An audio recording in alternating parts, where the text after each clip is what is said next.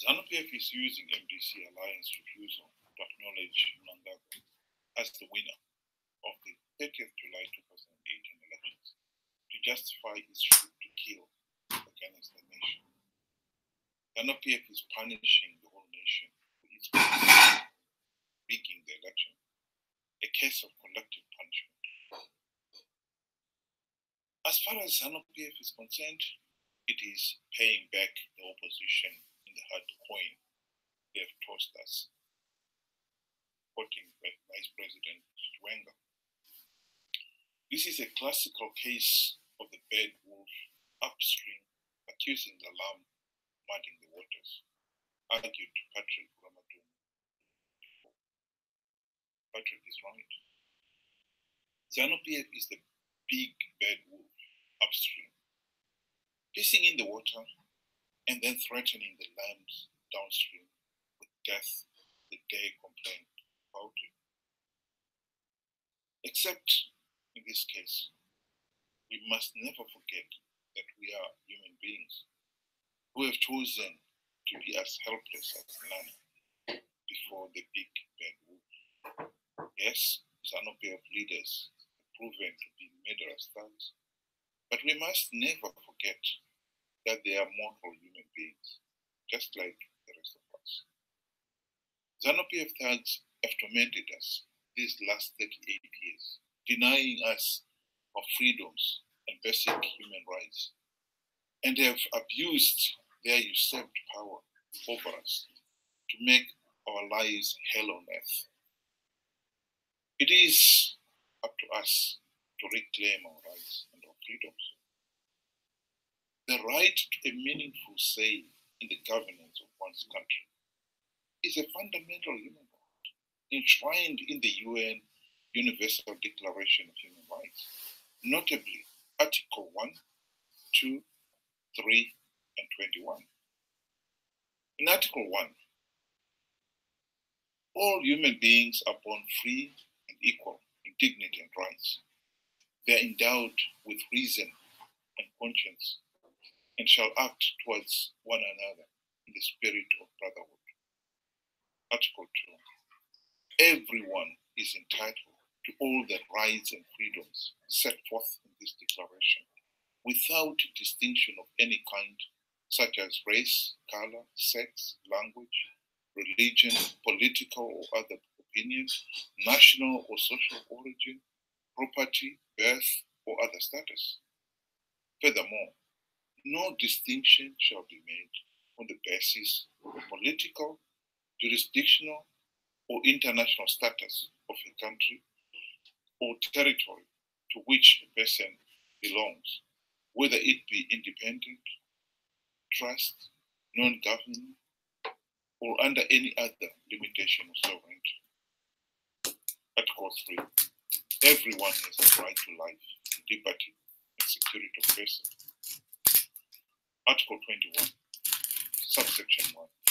Everyone has a right to take part in the government of his country, directly or through freely chosen representatives. Subsection 2. Everyone has the right to equal access to public service in this country. Subsection 3.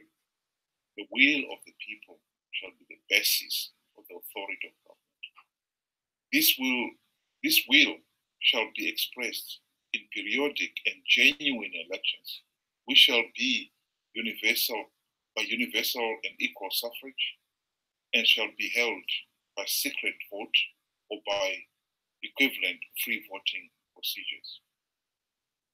Zanu PF has rigged the 30th of July 2018 elections.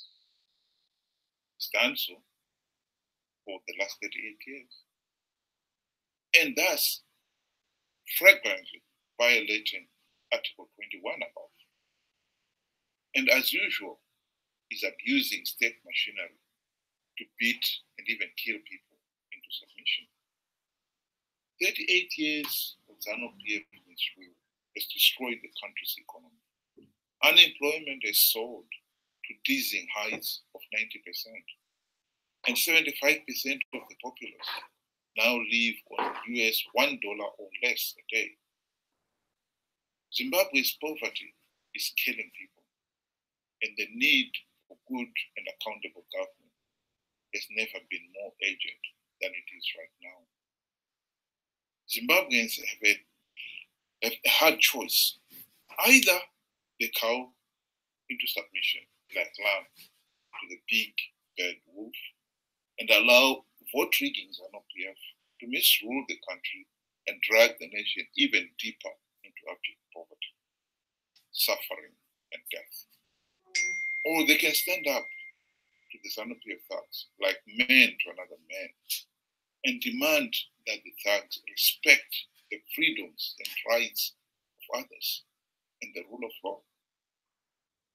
For the last 38 years, many Zimbabweans have elected to appease Zanu PF thugs by pretending not to notice the blatant vote rigging by Zanu PF and letting them enjoy the absolute power that we're after.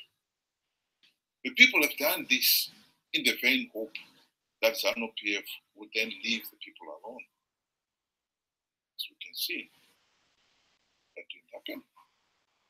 Each time the people gave Zanu PF thugs an inch, the thugs have taken a foot. And not only that, they have returned again and again to take a yard, a mile, etc. Zanu PF's hunger for absolute power and the political influence and the wealth it has brought to them is insatiable. Zimbabwe is the poorest nation in Africa, and yet the country has got some of the richest ruling elite on earth. The 75% who are living in abject poverty because the nation's wealth that should have gone to build the nation for the good of all has been creamed off to buy mansions, fleet of posh cars, 45 gold watches, vast business empires, and lavish lifestyles, etc., for the filthy rich few. Appeasing Zanu PF thugs by letting them rig elections and rewarding them with absolute power was a false choice, because the lawless thugs have never kept their end of the bargain to leave the people alone. The thugs have come back again and again, demanding more from the people. The people have nothing, and still the thugs are relentless in their demands. The wolf and the lamb will never live side by side as equals. That is just nonsense. Zanu PF thugs do not have the divine right to govern Zimbabwe, denying the rest of the populace a meaningful say in the governance of the country.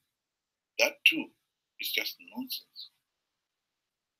Zanu PF thugs are human beings, same as the rest of us, not wolves among helpless lambs.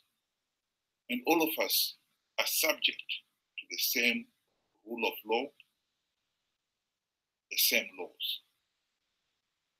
Zanu PF blatantly rigged the 30th of July 2018 elections, denying the people the meaningful, free, fair, and credible vote. The party must be held to account for this treasonous act and not to be rewarded by being given the keys to high public office and absolute power. Holding Zanu PF thugs to account for rigging the elections is not just another option for this nation, it is the only option. Given the seriousness of Zimbabwe's economic and political situation, this only option is now a legal and moral obligation for all of us. So what is our reply to the regime's shoot to kill policy? Simply this: the country's worsening economic meltdown is killing a hell lot more people every day than the 7 the regime shot dead on the 1st of August 2018. Simple arithmetic proves that we have more to fear from the worsening economic meltdown than the regime's trigger-happy thugs. Zimbabwe's economic meltdown is socially, politically, and morally unsustainable.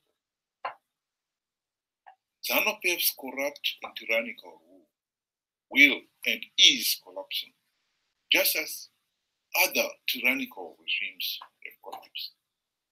The only question yet to be answered is whether the collapse is an orderly and peaceful change or a violent and chaotic one. Zanu PF thugs must stop.